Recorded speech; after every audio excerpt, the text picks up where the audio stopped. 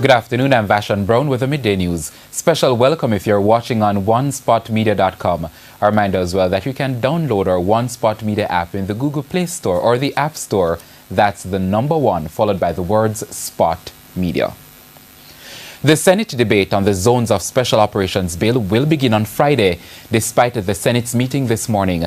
The bill was listed along with the Integrity Commissions Act to be debated today and tomorrow. However, acting leader of government business, Senator Ruel Reid, informed the House that the Zones of Special Operations bill debate would not start today. Opposition Senator Mark Golding expressed dissatisfaction with the operation of the Senate with a change of the anticipated order. He says the opposition came prepared to give that bill its full attention, given the urgency with which the government has been moving to implement the bill. A parliamentary committee last week presented a report to the House of Representatives which passed the bill. Justice Minister Delwar Chuck had stated that the bill should be implemented by mid-July. The crime wave sweeping the corporate area has started to take a further toll on the Kingston Public Hospital KPH. Chief Executive Officer of the KPH, Errol Green, last night revealed that there has been a spike in the number of crime victims being treated at the hospital over the past 3 days. This has forced the hospital to take drastic action, which will affect other patients. Elective surgeries are generally the main activities that are displaced when there is an increase in emergency cases. 8 men who were wanted in East Kingston were yesterday evening charged after they were picked up earlier in the day during an operation. 6 of the men were charged with murder, while the other two were charged with illegal possession of firearm and shooting. 2 persons were also shot and injured in the Ellison Road area shortly after 7 o'clock last night. And there was also a shooting incident in Rockfort. Head of the Corporate Communications Unit, Superintendent Stephanie Lindsay, says the intelligence received has been reaping results. Now gang violence has again been blamed for the flare-up. And as the bloodletting continues, 4 persons were shot and injured in Waterhouse, St. Andrew last night. 3 of the victims are women. Reports indicate that shortly after 8 o'clock, several people were standing near Red Bridge when they were attacked. There has been a flare-up of violence in the community over the past week. A man was killed and a house firebombed. A Jamaican who was held last month by U.S. Immigration and Customs Enforcement ICE deportation officers is still in custody. The agency yesterday reported that Najee Antonio Clark was arrested on June 16. It said he's facing felony charges. The Jamaican reportedly entered the U.S. on June 17, 2010 with a B-2 visa and was authorized to remain until December 16 that year but failed to leave. Mr. Clark was arrested on June 16 outside the Queens County Courthouse in New York. During the U.S. 2016 fiscal year, ICE removed or returned just over 240,000 individuals. Nearly 175,000 were apprehended while or shortly after attempting to illegally enter the United States. The others were apprehended in the U.S. and the vast majority convicted criminals. A woman is dead and 17 persons injured following a 2-vehicle crash near the Vineyards Toll Plaza on Highway 2000 last night. The mishap occurred about 8:30 and involved a public passenger bus and a car. The Toyota Coaster bus had developed a flat tire. Head of the Highway and the Traffic Division of the Jamaica Constabulary Force, Senior Superintendent Calvin Allen, says the passengers had exited the bus when the tragedy struck. They were in the process of repairing or changing the tire. Unfortunately, Nissan Bluebird, traveling in the same direction, came down, seemed to have been going at a high rate of speed and slammed directly into the passengers that were standing on the outside. In fact, they were at their safe area along the guardrail. The 18 persons were injured. The unidentified woman died at the scene, and one of the persons who was at the scene of the crash told our news center that the absence of lighting along that section of the highway may have contributed to the mishap. We sought a response from SSP Allen. Into all the variables, because based on where that car ended up, in terms of slamming into those passengers, based on what I'm understanding, were at a safe area along the guardrail standing. So we are really looking into how that Nissan Bluebird would have ended up at that particular point and would have caused this level of damage.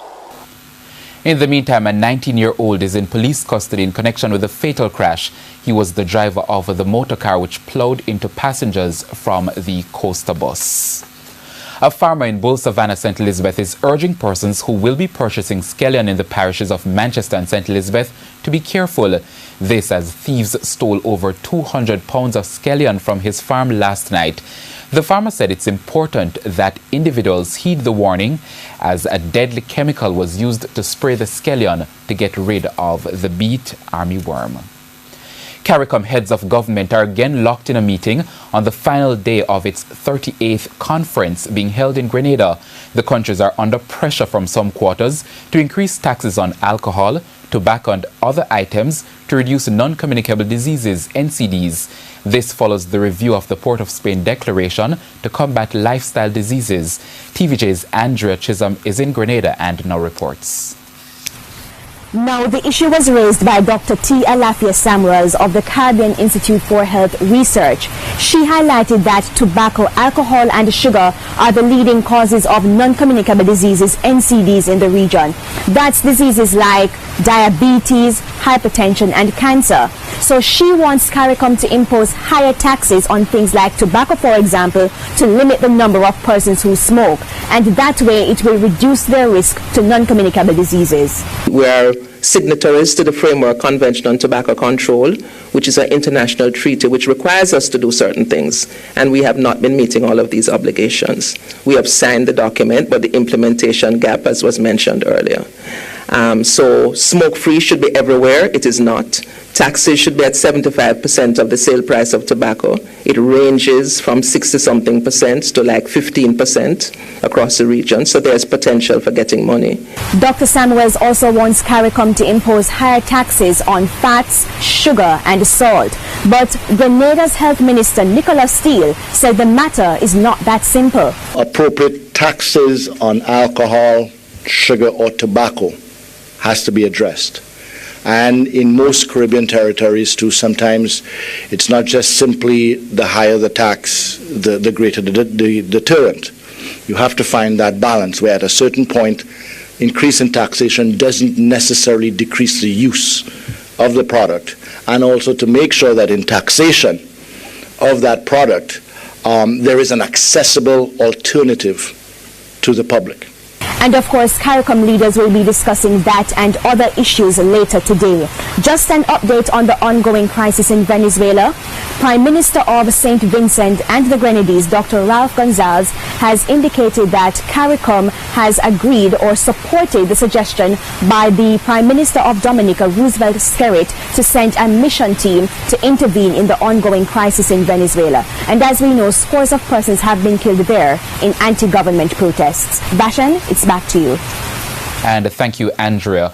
Residents in Anchovy Gardens, Portland, staged a protest on Wednesday over what they call the unfair treatment by the National Water Commission, NWC.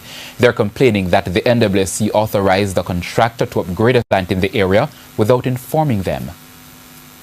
Residents say the old sewage plant has been causing a stink in the area, and the new project could pose a bigger problem if the site is not accessed properly. The Member of Parliament for the area, Linval Bloomfield, says the Commission should meet with the residents to discuss these issues. The people are upset with the government and with Water Commission as an agency of the state.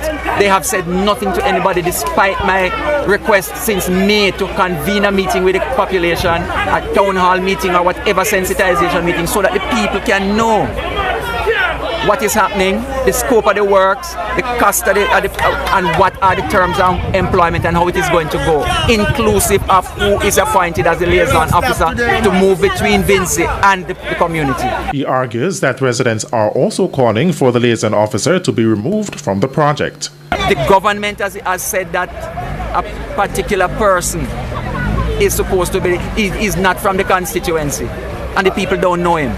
So he doesn't know who to employ or what. And that poses a difficulty? That is a tremendous difficulty. They cannot go to a stranger. When they're having issues, they cannot talk to this person because they don't know him. But a source close to our news team says extensive environmental evaluation was done and approval granted by the National Environmental and Planning Agency, NEPA. Further to that, the source confirmed that residents will be briefed on the intricacies of the project in short order. O'Shane Masters, TVJ News. Consumers are being asked to help ensure the new standards for the sale of sugar are being observed.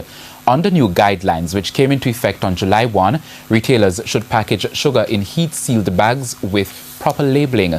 The Consumer Affairs Commission, CAC, says it's too early to give a report on the number of outlets which are compliant with the requirements. It's asking consumers, however, to ensure they purchase sugar as required under the new standards.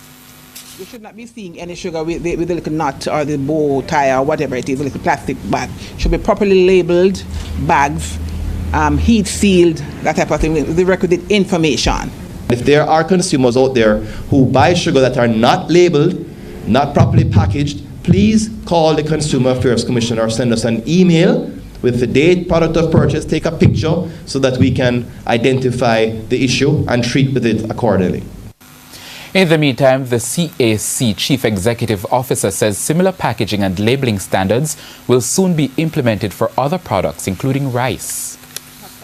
Off with the rollout of the sugar.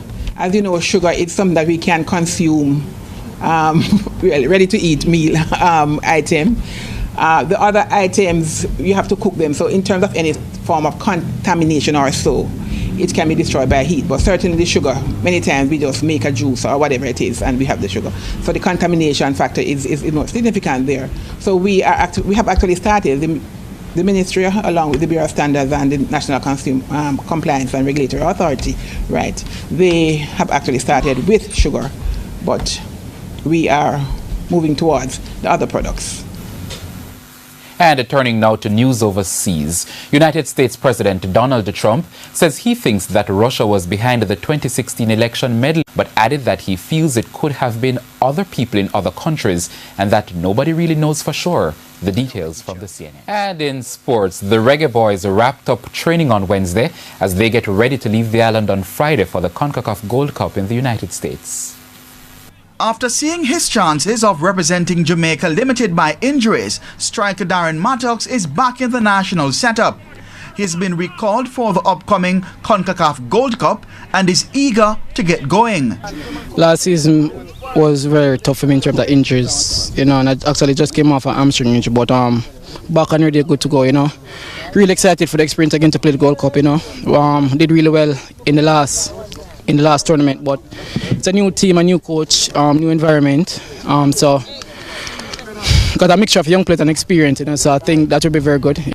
And his first match will be against Curaçao, the same team the Reggae Boys lost to in the Caribbean Cup final a week ago. Some may say it's a good match to get revenge, but for me it's a different tournament, it's a whole fresh feeling, and we just hope to go there to get 3 points, because in tournaments the likelihood of you advancing if you win your first game is, it's very good, so there's no doubt about it that coming Sunday we want 3 points. Two of the players who took part in the final against Curaçao are Shamar Nicholson and Owain Gordon. It's a disappointment for sure, but the team put that behind and now we're focusing on the Gold Cup coming up Sunday game. It's very important, honestly, because for us to lose against them, it gives us this eager to play them right now, to prove to the world that we are the better team at the end of the day, even though we lose the final against them. So we are very anxious and hungry for this game. The tournament will be more than a contest between the Reggae Boys and Curaçao for skipper Javon Watson. We're looking to go further than what we did the last time, which is winning the tournament, so it would be good for the country, and I think it would be great for the past of Captain Boyle if we could do something great in his honor. But Coach Whitmore says expectations must be tempered. We all love win, but again we have to understand the process. We have to be patient, and this is a rebuilding phase. So as much as we all want to win, we have to understand again. The Jamaicans are drawn in Group C alongside Curaçao, Mexico and El Salvador. Reporting for TVJ Sports, I'm Keon Reyna. And that's the Midday News. I'm Vashon Brown. Join us at 7 for a primetime news package. On behalf of the news, sports and production teams, have a good afternoon.